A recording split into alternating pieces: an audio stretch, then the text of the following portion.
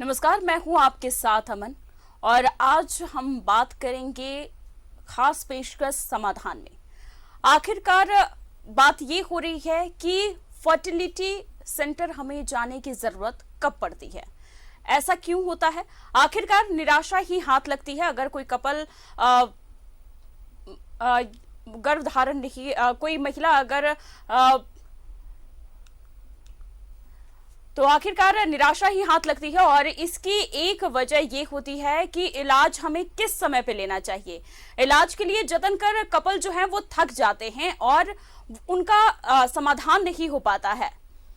आपको सीधे हम ले चलते हैं वहां जहां पर हमारे साथ स्टूडियो में मौजूद है डॉक्टर सर्वराज सिंह,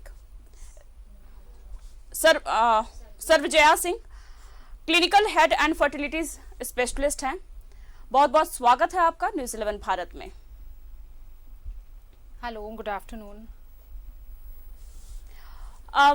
सबसे पहला सवाल ये रहेगा आपसे कि कोई भी कपल हो उसे कब फर्टिलिटी सेंटर जाने की जरूरत होती है।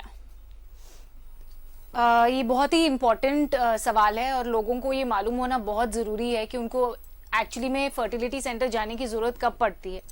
तो इसका सोल्यूशन आंसर यही है, एक कपल जिनकी शादी को 1 साल हो गया है कम से कम और वो 1 साल से एक साथ रह रहे हैं, दोनों हस्बैंड और वाइफ, और ट्राई कर रहे हैं। इसका मतलब है कि कोई भी कॉन्ट्रसेप्शन का यूज़ नहीं कर रहे हैं और बच्चे के लिए ट्राई कर रहे हैं विदाउट एनी ट्रीटमेंट, और उनको 1 साल 12 महीने से ज़्यादा हो गया ट्राई करते हुए, तो उनको जाके कम से कम एक फर्टिलिटी सेंटर में अपना चेकअप कराना चाहिए। भले वो इलाज में जाए नहीं जाए, बट एक चेकअप करा के देखना चाहिए कि सब कुछ ठीक है या नहीं। ये चीज़ लेकिन उन लोगों के लिए एप्लीकेबल नहीं होती है जो 30-35 के बियॉन्ड होते हैं। ऑब्वियसली जिनकी उम्र 35 साल से ज़्यादा हो गई, आजकल लेट मैरिजेस बहुत कॉमन है, तो वो लोग 1 साल तक वेट नहीं कर सकते हैं। तो उनको 6 मंथ्स अगर शादी को हो गए हैं तो डॉक्टर के पास जाना चाहिए। उन कपल्स में जहाँ पे हस्बैंड को कुछ प्रॉब्लम है या पहले से जानकारी है कि इनका स्पर्म एनालिसिस ठीक नहीं है। बहुत सारे पेशेंट्स होते हैं जिनको कैंसर का ट्रीटमेंट, हाइड्रोसील की सर्जरी शादी से पहले हुई होती है और उनको मालूम है कि उनको प्रॉब्लम है, तो ऑब्वियसली जाहिर सी बात है उनको 1 साल का वेट करने की ज़रूरत नहीं है। एक फीमेल जिनको रेगुलर पीरियड्स नहीं आ रहे हैं वो भी 1 साल तक वेट नहीं करेगी क्योंकि वहाँ पे एक ऑब्वियस प्रॉब्लम है।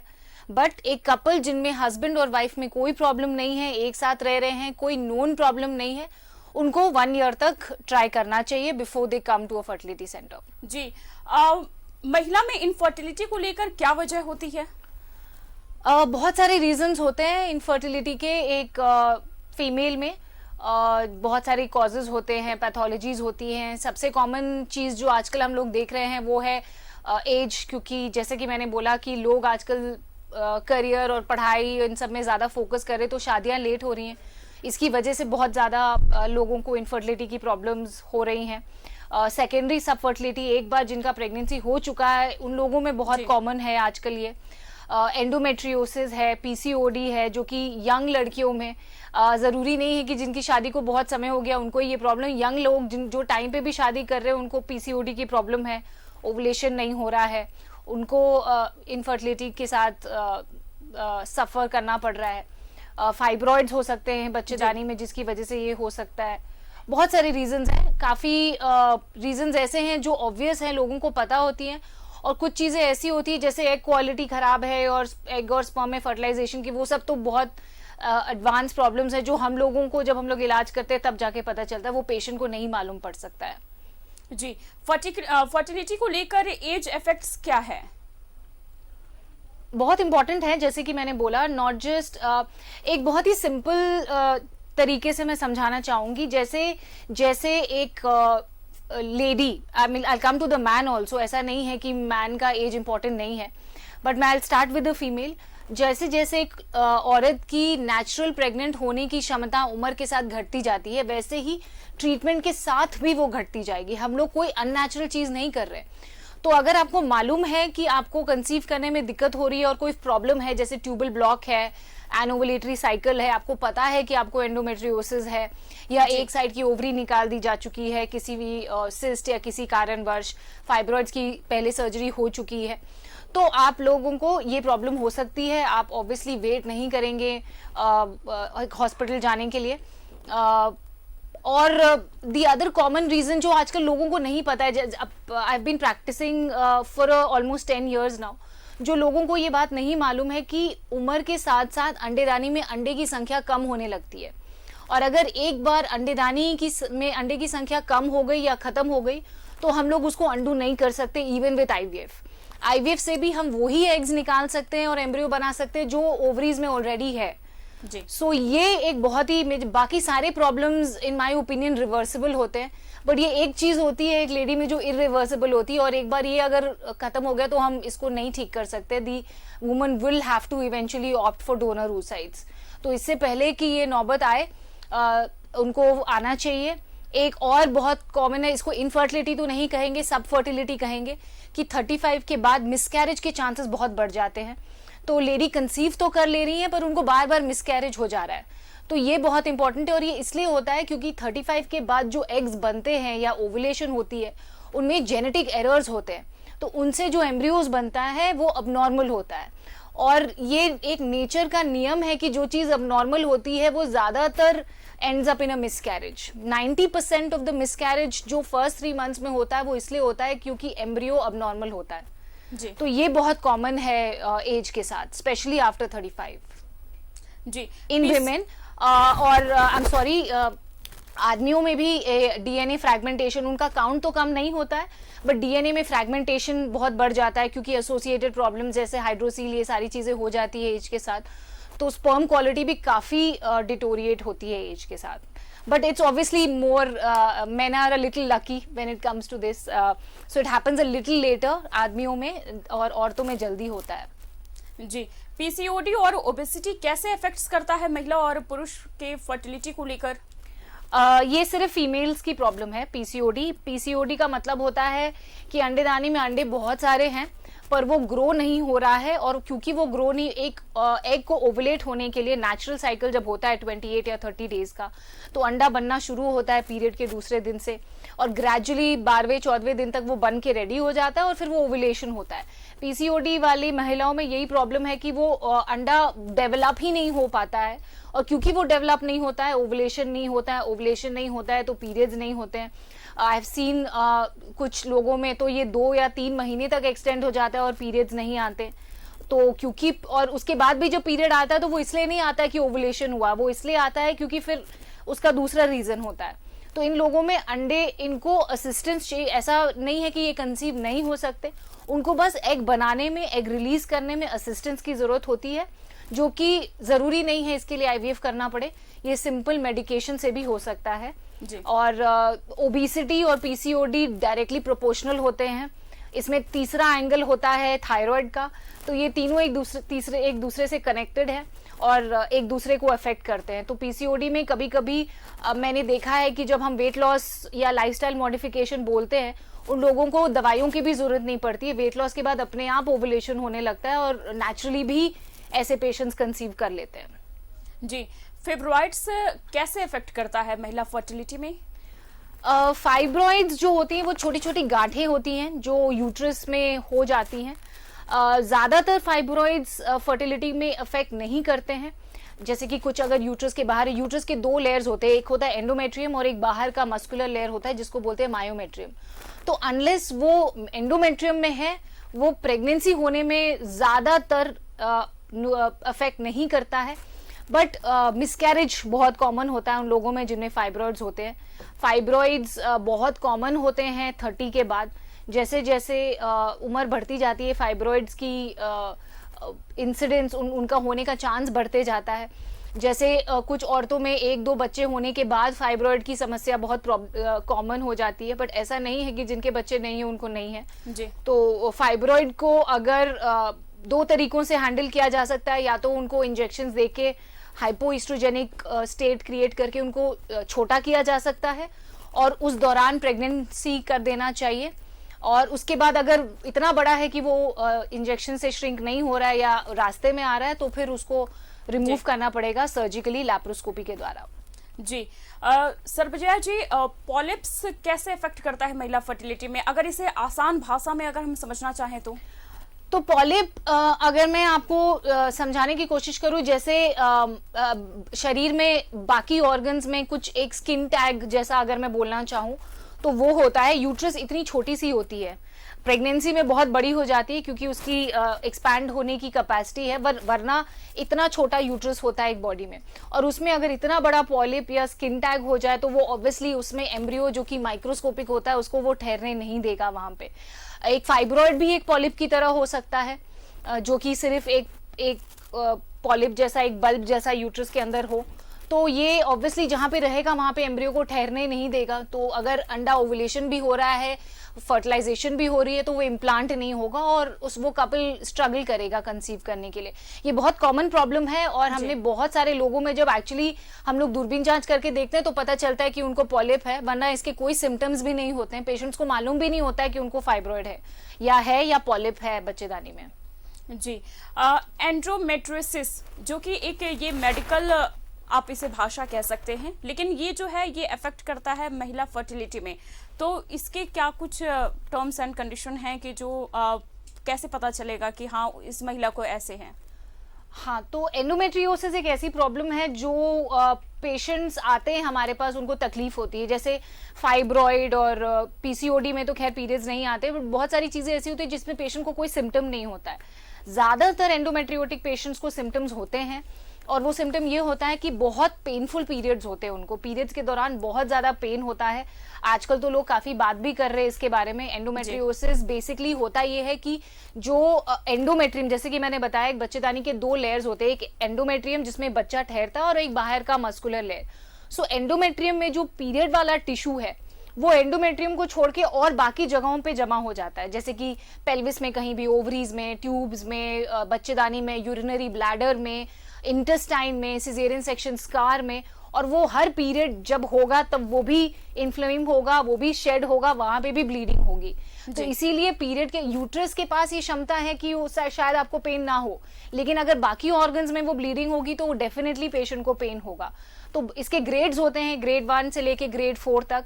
एंडोमेट्रियोसिस में सिर्फ पेन की प्रॉब्लम नहीं होती है इन लोगों में, एक तो ये धीरे धीरे अंडेदानी के रिजर्व को खाने लग जाती है, यानी कि रिजर्व को कम कर देती है। एग क्वालिटी बहुत पुअर हो जाती है इन पेशेंट्स की, क्योंकि वो एग क्वालिटी को अफेक्ट कर लेती है और ये एक प्रोग्रेसिव बीमारी है। सर्वजया जी, अगर बात की जाए कि जिस तरीके से आप बता रही हैं, तो क्या इसे कंसीव करने में भी महिला को दिक्कत होगी? एब्सोल्युटली, एंडोमेट्रियोसिस एक बहुत कॉमन प्रॉब्लम है जिनमें वो लोग कंसीव नहीं कर पाते हैं। ओवुलेशन हो रहा है, पीरियड्स टाइम पे आ रहा है, बट बिकॉज एग क्वालिटी इतनी पुअर है इसीलिए वो लोग कंसीव नहीं कर पाते हैं। And this is a very common problem और इसका कोई सोल्यूशन नहीं है। एक बार एंडोमेट्रियोसिस हो गया उसको हम क्योर नहीं कर सकते हैं। The only solution is to go and finish your fertility as fast as possible. ये सिस्ट निकालने से या उसको ऑपरेट करने से ये सारे सोल्यूशंस नहीं है, इससे आपकी प्रॉब्लम और बढ़ेगी। जी, अगर इसका मेडिकल ट्रीटमेंट अगर लिया जाए तो क्या फिर भी महिला कंसीव नहीं कर सकती हैं अगर ये प्रॉब्लम है तो? जैसे कि मैंने आपको बोला, एंडोमेट्रियोसिस का मतलब ही ये है कि पीरियड के दौरान जो ईस्ट्रोजन होता है उसकी वजह से ये कॉज होता है। तो जब तक एक महिला को पीरियड आएगा तब तक एंडोमेट्रियोसिस रहेगा। तो हम इसका इलाज मेडिकली यही होता है, जो हम करते भी हैं कुछ लोगों में जिनकी फैमिली कंप्लीट हो जाती है। जिनकी फैमिली कंप्लीट हो जाती है, जैसे कि मैंने कहा, उनका सोल्यूशन है कि जल्दी फैमिली कंप्लीट कर लो। फैमिली कंप्लीट करने के बाद क्या, उसके बाद हम पेशेंट को हम पेशेंट को जीवन भर वो पीरियड के पेन के साथ नहीं छोड़ सकते। तो उसका इलाज हम यही करते हैं बाय गिविंग इंजेक्शंस, जिससे एक हाइपोइस्ट्रोजेनिक स्टेट क्रिएट होगा, यानी कि पीरियड्स नहीं आएंगे और कुछ दिन तक, और जब तक पीरियड्स नहीं आएंगे तब तक उनका एंडोमेट्रियोसिस होपफुली सूख जाएगा थोड़ा सा। जी, लेकिन ये ट्रीटमेंट, ये दो रास्ते हैं। जिनको कंसीव करना है उनका पीरियड रोक के हम उनको कंसीव नहीं करा सकते हैं, तो जिनका कंप्लीट हो गया है उनके लिए ये उपाय है। लेकिन जिनका नहीं हुआ है उनको अनफॉर्चुनेटली इस पेन के साथ थोड़े दिन रहना पड़ेगा जब तक हम उनके एम्ब्रियोज नहीं बना ले, और उसके बाद फिर हम उसको सुखा के ट्रांसफर कर सकते हैं। जी, कई बार ऐसे सुनने में आता है कि जिस महिला को थायराइड की प्रॉब्लम होती है और बहुत सारे ऐसे प्रॉब्लम होते हैं जिनके कारण पीरियड्स नहीं आते हैं, तो क्या उस समय भी आगे चल करके उस महिला को प्रॉब्लम हो सकता है क्या कंसीव करने में? एब्सोल्युटली, थायराइड से ना सिर्फ कंसीव करने में प्रॉब्लम होता है, थायराइड एक बहुत इंपॉर्टेंट फैक्टर होता है फॉर मिसकैरेजेस। तो थायराइड को कंट्रोल करना, और थायराइड के कट ऑफ्स बहुत अलग होते हैं। जैसे कि एक फिजिशियन का कट ऑफ TSH के लिए अलग होता है और हमारा कट ऑफ अलग होता है, क्योंकि फर्टिलिटी ट्रीटमेंट्स में और प्रेगनेंसी में थायराइड का TSH का लेवल बढ़ता है, तो हम लोगों को उसको नॉर्मल लोगों से और कम में रखना पड़ेगा, क्योंकि हम जानते हैं कि इवेंचुअली वो बढ़ेगा जी। तो थायराइड और प्रोलैक्टिन ये सारे हार्मोन्स ब्रेन पे एक्ट करते हैं, और ब्रेन से ही सारे रिप्रोडक्टिव हार्मोन्स यानी कि FSH, LH, ईस्ट्रोजन ये सब रिलीज होता है, तो उनका बहुत कनेक्शन है। और थायराइड और प्रोलैक्टिन का नॉर्मल होना बहुत जरूरी है उन लोगों में जो कंसीव करना चाह रहे हैं। जी। एंडेनोमायोसिस जो है ये क्या है और कैसे फर्टिलिटी को अफेक्ट करता है? इसको एडिनोमायोसिस बोलते हैं। और जैसे कि मैंने अभी पहले बताया था कि एक मस्कुलर लेयर होता है बच्चेदानी का अंदर वाला जिसमें बच्चा ठहरता है, और एक बाहर का लेयर होता है जिसको मस्कुलर लेयर बोलते हैं जो एक्सपैंड होता है। तो जब एक्सपैंड होता है तो यूट्रस उतना बड़ा नहीं होता है जितना वो दिखता है 9 महीने में, वो उसका मस्कुलर लेयर होता है। बच्चेदानी का साइज आप सब जानते हैं कि एक फुल टर्म बेबी 2.5 3 kg से ज्यादा नहीं होता, but the uterus looks much bigger जब एक लेडी 9 months प्रेग्नेंट होती है। तो ये बेसिकली क्या होता है कि जो अंदर का लेयर है, एंडोमेट्रियम का लेयर है, वो बाहर वाले मस्कुलर लेयर में जाके जब जमने लगता है तब उसको एडिनोमायोसिस बोलते हैं। इसमें यूट्रस की साइज थोड़ी बड़ी हो जाती है, और क्योंकि बाहर वाले लेयर में पीरियड्स का उनको पीरियड की सहने की क्षमता नहीं है, ये थोड़ा पेनफुल होता है पीरियड्स में। तो एंडोमेट्रियोसिस की ही तरह इन लोगों में भी पेनफुल पीरियड्स होते हैं। ज्यादातर केसेस में एडिनोमायोसिस से इनफर्टिलिटी नहीं होती है। एडिनोमायोसिस का कारण हमें अभी तक नहीं मालूम, लेकिन ये 35 के बाद, 2 बच्चों के बाद और ज्यादा कॉमन होता है। जिनकी पहले कोई सर्जरी हो चुकी है, सी सेक्शन या फाइब्रॉइड, इन लोगों में बहुत कॉमन होता है। जी। अगर सी सेक्शन की जिस तरह से आपने बात की, तो सी सेक्शन जो महिला होती हैं उनको क्या दोबारा कंसीव करने में दिक्कत होती है अगर ये प्रॉब्लम है तो? जी, आजकल ये बहुत कॉमन है कि सिजेरियन सेक्शन के बाद पेशेंट्स कंसीव नहीं कर पा रहे हैं। वन रीजन इज एडिनोमायोसिस होता है। दूसरा सबसे कॉमन रीजन है एक इस्तेमोसील, जो सिजेरियन सेक्शन का स्कार होता है, वहां पे पानी जमा हो जाता है, क्योंकि वो पूरी तरह से हर लेयर को अच्छी तरह से सिला नहीं जाता, तो वहां पे एक गैप क्रिएट हो जाता है। अगर मैं समझाना चाहूँ तो एक हर्निया जैसा बन जाता है जहाँ पे पानी जम जाता है, और वो पानी पूरे टाइम यूट्रस बच्चेदानी में ठहरा हुआ रहता है। तो क्योंकि वहां पे पानी है और वो ठहरा हुआ है, तो वहां पे एम्ब्रियो कभी इम्प्लांट नहीं हो सकता है जी। तो ये इसका रिपेयर करना पड़ता है हम लोगों को, और उसके बाद उसको हम लोग ड्रेन करते हैं, उसको इस्तेमोसील को रिपेयर करते हैं, एंड देन उन लोगों में तो ये बहुत कॉमन है आजकल जिनको सेकेंड चाइल्ड कंसीव करने में दिक्कत हो रही है।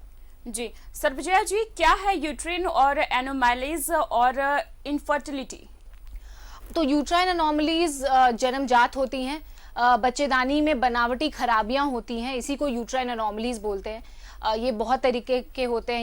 यूनिकॉन्वेट यूट्रस होता है, यानी कि पूरा गोल नहीं होता है, सिर्फ एक तरफ का होता है। बाइकॉन्वेट होता है, यानी कि दो जो पूरा गोल होना चाहिए वो आधे में बटा हुआ होता है। सेप्टम्स होते हैं बीच में जो कि डिवाइड कर देते हैं यूट्रस को।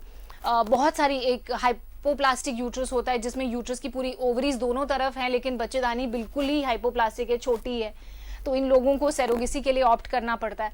ज्यादातर यूट्राइन एनोमलीज रिपेयरेबल होते हैं, उनको हम लोग लैप्रोस्कोपी के द्वारा ठीक कर सकते हैं, बट हाँ अगर हाइपोप्लास्टिक हो तो फिर ऑब्वियसली सेरोगेसी ही एक ऑप्शन रह जाता है। जी जी। रुकते हैं छोटे से ब्रेक के लिए, और फर्टिलिटी और इनफर्टिलिटी को लेकर और कुछ क्या मेडिकल टर्म्स हो सकते हैं, ब्रेक के बाद मिलेंगे।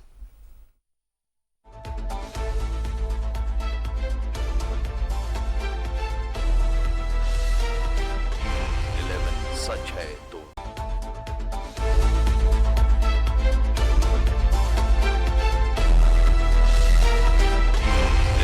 सच है तो दिखेगा।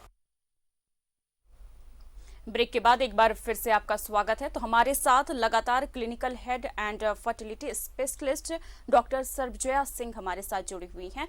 सर्वजया जी, जिस तरीके से आपने बताया कि हाँ बहुत सारी परेशानियां होती हैं कंसीव करने में महिलाओं को, तो अगर हम फर्टिलिटी की बात करें तो क्या कौन सी एज है जिसमें महिलाएं जो हैं वो आराम से फर्टिलिटी कर सकती हैं? ये एक बहुत ही हाइपोथेटिकल क्वेश्चन है। ऐसा कोई एज नहीं होता है जिसमें एडवाइस किया जा सकता है कि आपको कोई प्रॉब्लम नहीं होगी। जैसे कि मैंने बोला, ओवेरियन रिजर्व का कम होना, एंडोमेट्रियोसिस, पीसीओडी, ये किसी भी एज में हो सकता है। बट अगर आप ये पूछ रहे हैं कि क्या पेशेंट को ऑब्वियसली नहीं पता होगा तो क्या एज रेकमेंड करना चाहिए, तो वो है 35 से पहले, आइडियली 30 से पहले, क्योंकि 35 से पहले फिर वो alarm, if I can say, बजने लग जाता है।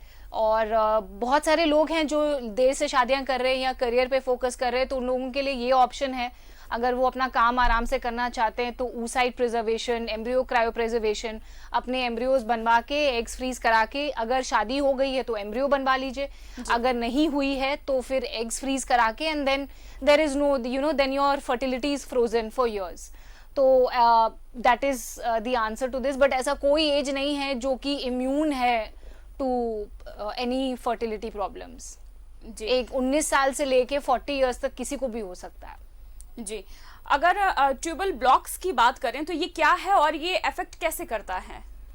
ट्यूबल ब्लॉक, अगर मैं बोलना बताऊं आपको, तो आईवीएफ का इजाद ही ट्यूबल ब्लॉक के लिए हुआ था। ट्यूबल ब्लॉक और मेल इनफर्टिलिटी दो रीजन हैं जब आईवीएफ जिसके लिए शुरू किया गया था। अब तो इसके बहुत सारे यूजेस हैं, बट एक टेस्ट ट्यूब बेबी क्यों बोला जाता है आईवीएफ को? इसीलिए बोला जाता है कि जो चीज ट्यूब में होती है, यानी कि एग और स्पर्म का मिलना, उनका फर्टिलाइज होना, एम्ब्रियो का बनना, वो सब ट्यूब में नहीं हो सकता है, क्योंकि ट्यूब्स ब्लॉक्ड हैं। ट्यूब ब्लॉक है तो एग वहीं पे वेट करता रहता है, स्पर्म को जाना है। तो जब स्पर्म के जाने का रास्ता ही बंद है तो एग और स्पर्म एक दूसरे से मिल ही नहीं सकते। जब मिल ही नहीं सकते तो प्रेगनेंसी कैसे होगी? तो इसीलिए जब ट्यूबल ब्लॉक है तो there is no way a woman can conceive naturally, उनको आईवीएफ ही करना पड़ेगा। बहुत सारे लोग हैं जो ट्यूबल रिकंस्ट्रक्शन, रिकैनलाइजेशन की ट्यूब्स खुल जाते हैं, ये सारी चीज, ऐसा नहीं होता है। ज्यादातर केसेस में ये सर्जरीज फेल होती हैं, और अगर सक्सेसफुल हो भी जाए तो वो एक्टोपिक प्रेगनेंसी, क्योंकि वो ट्यूब का नॉर्मल मोर्फोलॉजी जो भगवान देते हैं वो हम लोग नहीं कर सकते, चाहे जितना भी हम कोशिश करें। तो क्योंकि वहां पे फाइब्रोसिस होता है, एडेशंस होते हैं, तो अगर ट्यूब खुल भी गया बाय चांस, जो कि ज्यादातर केसेस में नहीं होता है, तो वहां पे एम्ब्रियो बनकर वहीं पे अटक जाएगा। और एक बच्चेदानी की क्षमता और ट्यूब की क्षमता में बहुत फर्क होता है, तो ट्यूब इवेंचुअली रप्चर हो जाएगा और ब्लीडिंग होने लगेगी। एक्टोपिक प्रेगनेंसी, जो कि एक बहुत ही लाइफ थ्रेटनिंग कंडीशन होता है, हम सब गायनेकोलॉजिस्ट उस सिचुएशन से डरते हैं कि किसी पेशेंट को ना हो, तो उसको अवॉइड करना चाहिए। तो जब भी ट्यूबल फैक्टर हो, ट्यूबल फैक्टर जैसे कि ब्लॉक हो, उसमें पानी हो, जिसको हाइड्रोसैल्पिंग्स बोलते हैं, तो पेशेंट को directly, instead of wasting time and money, should go for IVF. वो लोग आईवीएफ से डरते हैं, लेकिन उनको ये नहीं पता है कि रिकंस्ट्रक्शन का सर्जरी और एक्टोपिक प्रेगनेंसी उससे ज्यादा डेंजरस होता है। आईवीएफ तो बहुत सिंपल होता है। जी, क्या है यूट्राइन इन्फेक्शन और फर्टिलिटी, सरबजया जी? हाँ, तो यूट्राइन इन्फेक्शन को हम लोग एंडोमेट्राइटिस बोलते हैं। इसमें बच्चेदानी के अंदर इन्फेक्शन और इन्फ्लेमेशन हो जाता है। तो जहां अभी मैंने इससे पहले बात की कि ट्यूब्स में एम्ब्रियो फॉर्म होता है और बनता है और 5 डेज के बाद यूट्रस में आता है, तो बेसिकली बच्चेदानी जो होती है वो एक बेड होता है जो रेडी होना चाहिए for the embryo to come and sit there और इम्प्लांट।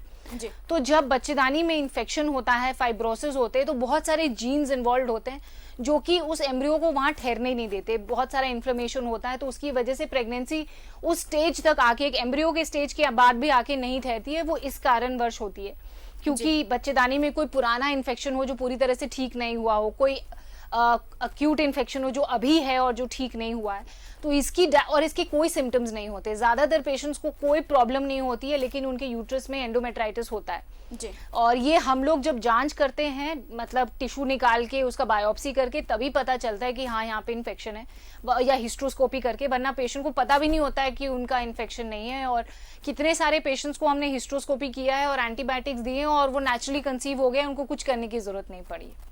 जी, सरबजया जी, क्या आईवीएफ जो है वो आप रेकमेंड करेंगे कि हाँ, जो भी पेशेंट हैं जो मतलब फर्टिलिटी नहीं कर पा रहे हैं, तो क्या उनको ये सजेस्ट आप करेंगे? See, IVF is not the only उपाय। किसी भी फर्टिलिटी सेंटर में ट्रीटमेंट्स का लेवल होता है। जरूरी नहीं है कि हर पेशेंट जो आए उनको आईवीएफ की जरूरत पड़े, बट अगर जैसे सिंपल ओवुलेशन इंडक्शन होता है, उसके बाद आईयूआई होता है, उसके बाद जाके आईवीएफ होता है। और मुझे ऐसा लगता है कि अगर आईवीएफ की जरूरत है, एक मतलब नोन फैक्टर है, जैसे कि काउंट्स बहुत कम है, 10 मिलियन से कम है, ट्यूब्स ब्लॉक हैं, या ट्यूब्स में पानी है, या एक साइड का ओवरी निकाल दिया गया है, तो इन लोगों में टाइम वेस्ट करने से बेहतर है कि इस स्टेज पे आप पेशेंट को लेकर जाओ कि वहां पे उनको डोनर एग्स की ज़रूरत पड़ जाए या उनका फर्टिलिटी ख़त्म हो जाए एज की वजह से या और एसोसिएटेड प्रॉब्लम्स आने लगे, उससे बेटर है आईवीएफ करना। क्योंकि पता नहीं ये लोगों का मिथ है, जो लोग करवा चुके हैं आप उनसे भी पूछ सकते हैं कि it is very simple. Daily injections होते हैं, तो ऑब्वियसली अगर कोई चीज़ हम डेली दे रहे हैं तो वो आपके बॉडी में डेली के दूसरे दिन के बाद नहीं ठहरता है। तो जो मेडिसिन आपके बॉडी से डेली वॉश हो रहा है उससे क्या साइड इफेक्ट हो सकता है।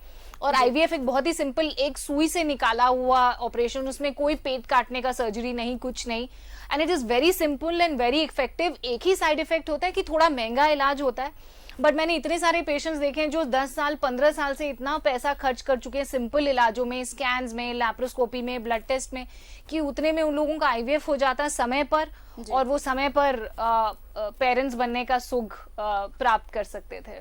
जी सर्वजया जी, बहुत बहुत शुक्रिया आपका कि हमारे दर्शकों को आपने ये सलाह दिया कि हाँ वो आईवीएफ करवाएं, और जो आप 10-15 साल जो आपने वेस्ट किया है, फर्टिलिटी नहीं हो पाई है, तो आप इनकी सलाह को माने और ज़रूर जो इन्होंने बताया है उसको आप ज़रूर अपनाएं और आपके आंगन में किलकारियां गूंज सकती हैं। फिलहाल इसमें इतना ही। नमस्कार।